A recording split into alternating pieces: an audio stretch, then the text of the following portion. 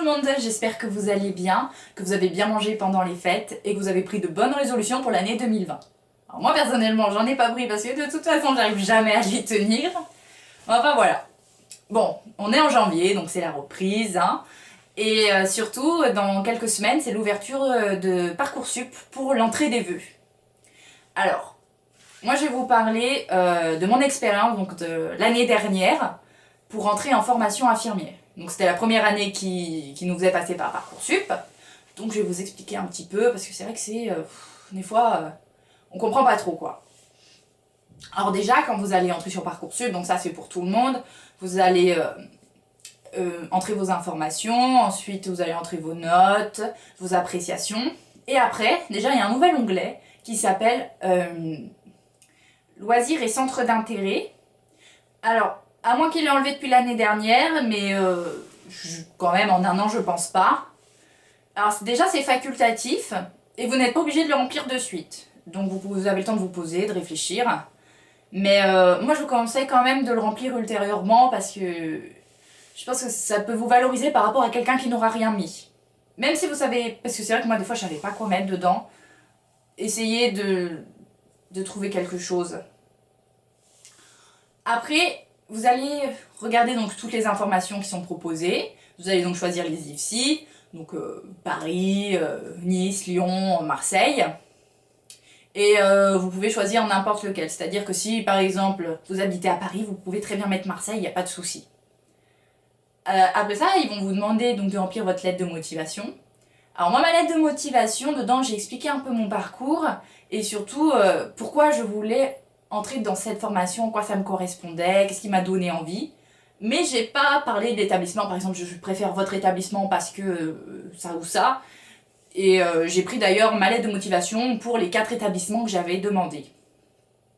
Alors, après, donc vous validez, donc vous attendez les réponses. Et quand vous avez les réponses, alors soit vous êtes accepté de suite et vous avez beaucoup de chance, soit vous êtes comme moi en liste d'attente.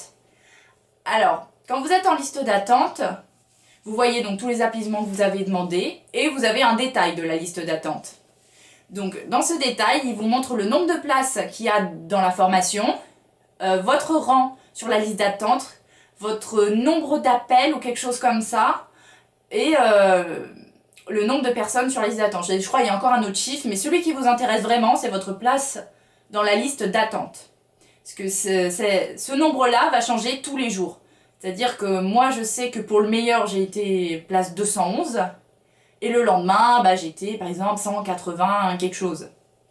Donc selon les jours, vous pouvez gagner 40 places, 60, 20 ou...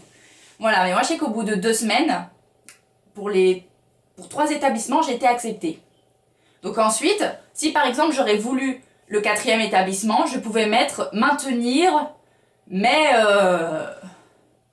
Enfin, je maintiens la place, mais j'attends quand même de voir si je suis pas pris à l'autre. Ou alors vous pouvez accepter directement si vous avez eu celui que vous voulez. Donc voilà. Après, moi, je sortais pas du lycée, je sortais pas du bac. J'avais déjà fait des études et je m'étais arrêtée donc 1 année et demie pour travailler.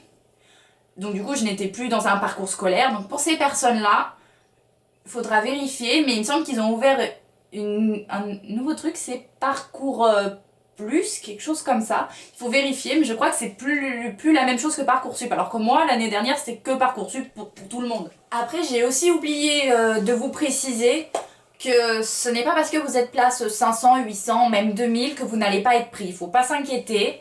Je sais que moi, pour le 4e établissement, j'étais 2700 et quelques, que la liste d'attente allait à plus de 7000 et que à la fin, en fait, l'établissement est remonté dans les places justement 2000 et quelques. Donc moi j'ai pas vu si j'étais acceptée ou pas comme j'avais déjà eu l'établissement que je voulais. Mais voilà, c'est pas parce que un mois après vous n'êtes pas pris que vous n'allez pas être pris du tout. Faut pas s'en faire, je sais que dans ma formation là, il y en a qui sont arrivés mi-octobre. Après, je sais pas si c'est super de faire rentrer des étudiants en cours de formation parce que c'est vrai qu'on fait beaucoup de cours très importants en début d'année, mais bon, au moins vous avez une place et faut pas s'inquiéter de suite. C'est vrai que c'est très stressant, mais bon, faut laisser le temps faire.